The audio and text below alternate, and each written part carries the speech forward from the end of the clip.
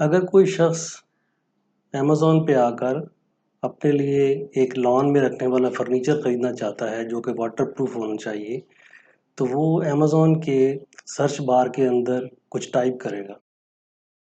वो टाइप करता है फर्नीचर, तो अमेज़न खुद ब खुद नीचे ये 12 के करीब उसने वर्ड्स दे दिए हैं। वो पूछना चाह रहा है कि फर्नीचर पॉलिश लेनी है, फर्नीचर पॉलिश स्प्रे लेना है, फर्नीचर वैक्स लेनी है, फर्नीचर मार्कर टचअप लेना है, फर्नीचर रिपेयर किट लेनी है, डोडाइज़र लेना है। तो काफ़ी सारी चीज़ें हैं जो एग्ज़ैक्टली फर्नीचर तो नहीं हैं, अलबत्ता फर्नीचर से रिलेटेड हैं। तो ये जो नीचे वर्ड्स आए हैं, ये असल में कीवर्ड्स हैं। ये वो वर्ड्स हैं, जो लोग फर्नीचर से रिलेटेड कोई भी चीज़ खरीदना चाहते हों, तो टाइप करते हैं। तो अमेज़न उसको सजेस्ट कर रहा है कि इनमें से आपको कौन-सी चीज़ चाहिए। अब अगर वही बंदा लिखे कि लॉन फर्नीचर, अब उसने थोड़ा-सा स्पेसिफ़िक कर दिया अपनी डिज़ायर को या अपनी सर्च को। अब उससे लॉन से फर्नीचर से रिलेटेड चीज़ें आएँगी और वही चीज़ें lawn furniture clearance, lawn furniture set, cushions, clearance outdoor, अभी भी कुछ रेलेवेंट चीज़ें उसके अंदर मौजूद हैं। तो ये भी कीवर्ड्स हैं जो लोग आगे सर्च करेंगे फर्नीचर के लिए, तो उनको ये वाली चीज़ें नज़र आएँगी। अब आगे चलते हैं, मैं मज़ीद प्रिसाइज़ हो जाता हूँ। वाटरप्रूफ लॉन फर्नीचर, मैंने अपनी रिक्वायरमेंट ज़्यादा प्रिसाइज़ कर दी है, तो अब देखें रिज़ल्ट जो है वो कम हो गए हैं, लेकिन ये ज़्यादा एक्यूरेट रिज़ल्ट हैं। ये सब भी कीवर्ड्स हैं। तो आप इन कीवर्ड्स को कैसे यूज़ करें कि आपकी सेल्स बढ़ें, आज की वीडियो में मैं आपको ये बताऊँगा। तो चलिए आगे बढ़ते हैं।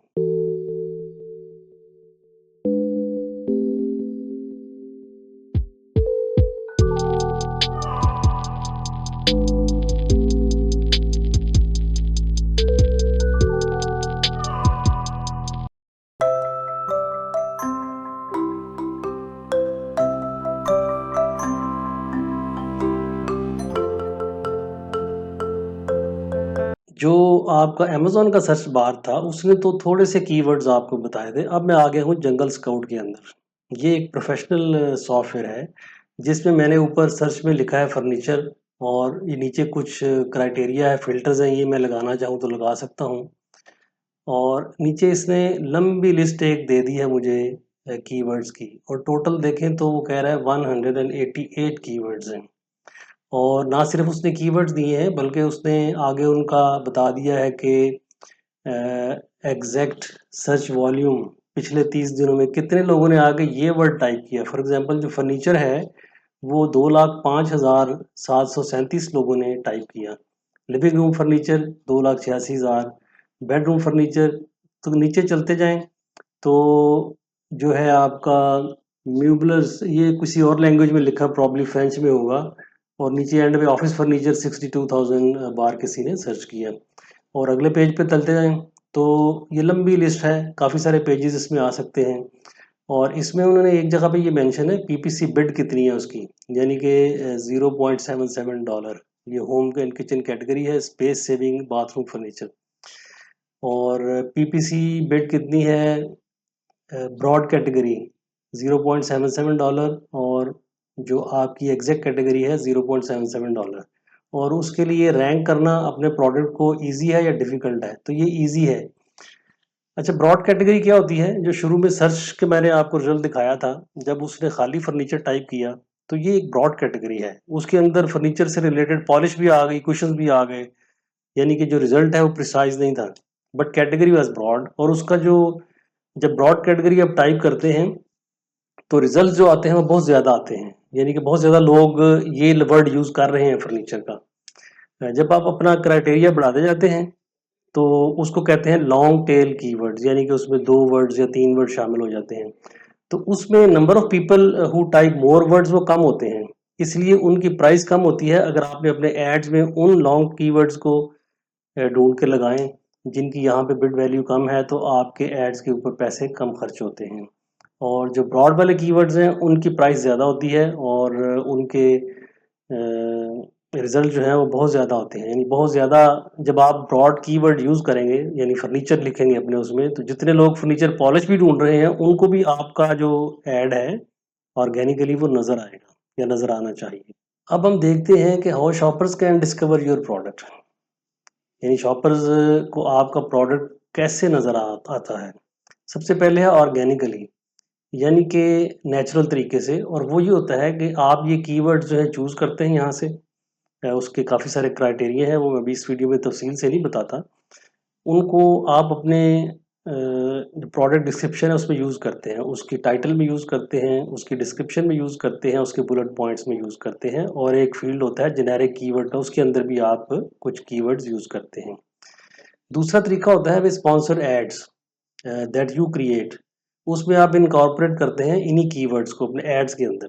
सिर्फ ऑर्गेनिक तरीके से आजकल अमेज़न पे अपने प्रोडक्ट को टॉप पे लाना, टॉप के पहले 2 पेजेस पे लाना, वो तकरीबन नामुमकिन हो चुका है, क्योंकि सेलर्स इतने ज़्यादा हैं। उस हर किसी ने जो है वो ये वाली ऑर्गेनिक कीवर्ड तो यूज़ की होती है, किसी न किसी एक्सपर्ट से उसने इनको यूज़ किया होता है। तो अब कौन-सा टॉप पे आएगा? अब उसके लिए उन्होंने एडिशनल तरीके इंट्रोड्यूस करवाए हैं। अब वो है कि आप ऐड चलाएँ। जो ज़्यादा पैसे एड्स पे खर्च करेगा, उसकी वीडियो जो है वो ऊपर आएगी। तो उसका तरीका है कि आप अपने एड्स चलाएँ प्रोडक्ट के, अपने ब्रांड के। जो लोग ज़्यादा पैसे एड्स पे खर्च करेंगे, उनका प्रोडक्ट जो है सर्फेस करके ऊपर आएगा। अब ये मैं आपको मिसाल दे रहा हूँ, यहाँ पे देखें। ये वो डिस्क्रिप्शन वाला पेज है, जहाँ आप प्रोडक्ट की डिस्क्रिप्शन देते हैं। इसमें ये डिटेल्स जो लिखी हुई है इस पैराग्राफ में, इसके अंदर आप ढेरों कीवर्ड इस्तेमाल कर सकते हैं। फिर बुलेट पॉइंट है, उसके अंदर आप यूज़ करते हैं। फॉर एग्जांपल ये है genuine leather crafted for fully embedded genuine leather for a luxurious look and feel. तो इसके अंदर भी कीवर्ड्स आपने इस्तेमाल किए हैं। ये कौन से कीवर्ड्स यहाँ पे इस्तेमाल करने हैं और कौन से डिस्क्रिप्शन में करने हैं, कौन से टाइटल में करने हैं, ये मैं आगे चल के आपको बताऊंगा। अच्छा जी, कीवर्ड टारगेटिंग की स्ट्रेटजी क्या होती है? This is used in sponsor products और स्पॉन्सर्ड ब्रांड्स। ये दो तरह के एड्स हम चलाते हैं। उन दोनों में फ़र्क क्या है, ये मैं आगे बताता हूँ।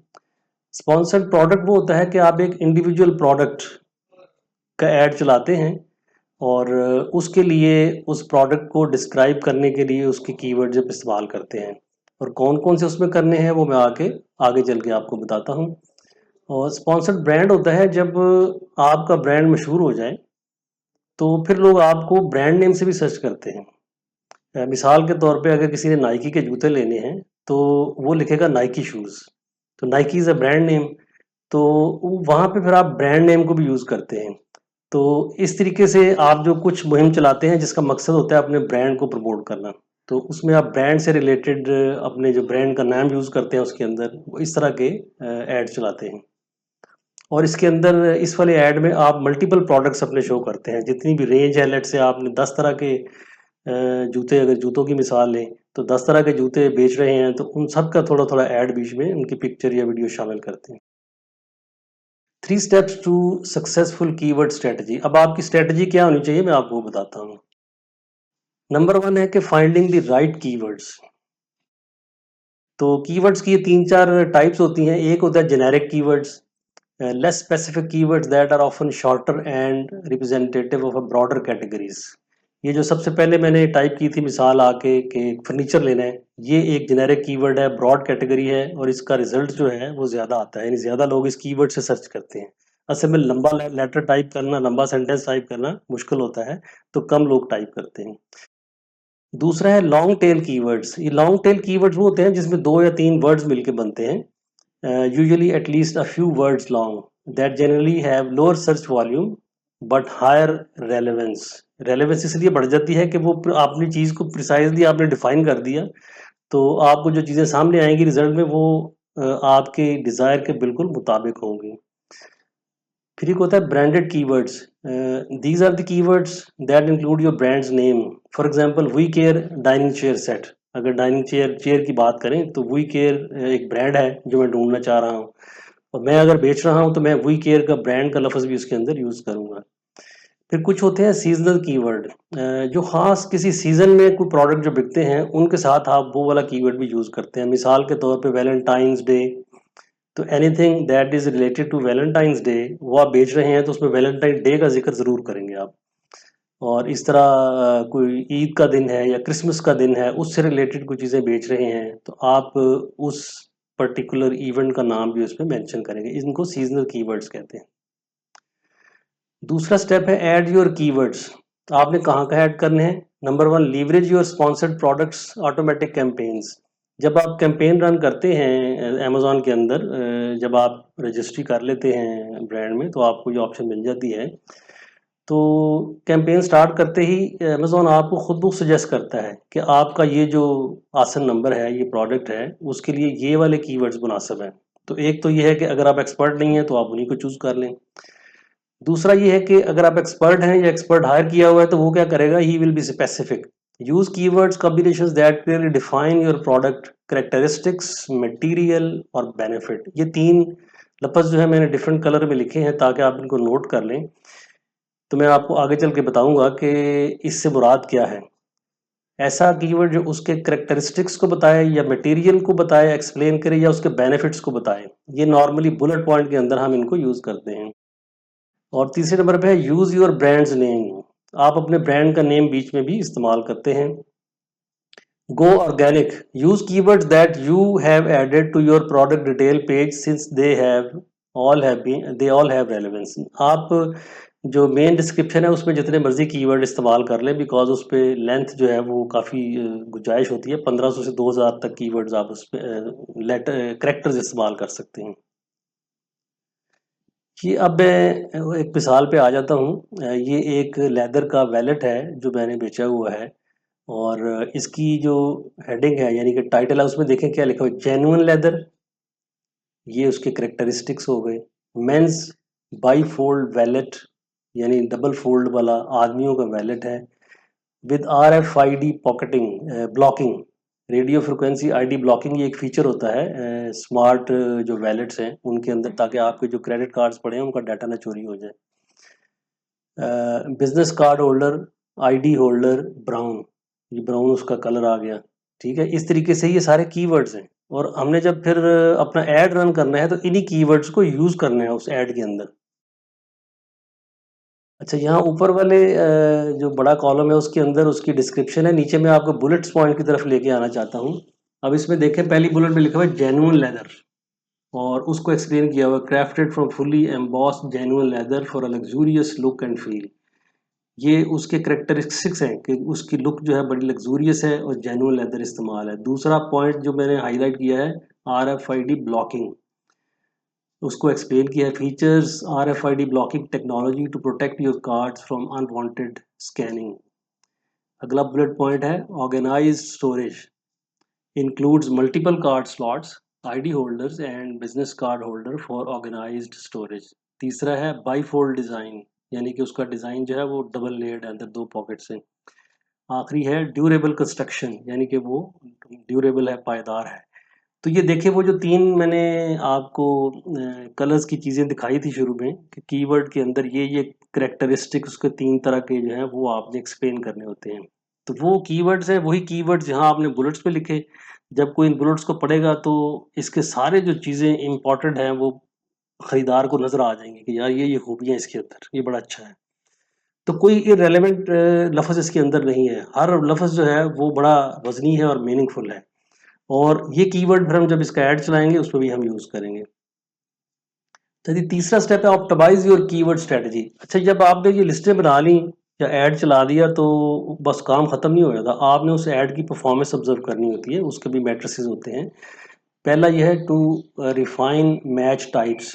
असल में जो किसी भी कीवर्ड की आप मेजर करते हैं परफॉर्मेंस, वो 2 लफ्ज़ उसमें इस्तेमाल होते हैं, high return on ad spend, ROAS, और दूसरा होता है advertising cost of sales, ACOS। ये दोनों का मैच होना चाहिए। हाई रिटर्न का मतलब ये है कि अगर आपने एक महीने में अपने एक प्रोडक्ट के ऊपर $700 के एड्स रन किए हैं, तो उसके 1 महीने के बाद अप्रॉक्सीमेटली आपके इतने ज़्यादा प्रोडक्ट बिकने चाहिए कि वो $700 भी निकल आए और उससे ऊपर भी काफ़ी सारा प्रॉफिट आ जाए। और अगर ये सेंसिबली रन किया जाए तो ये होता है।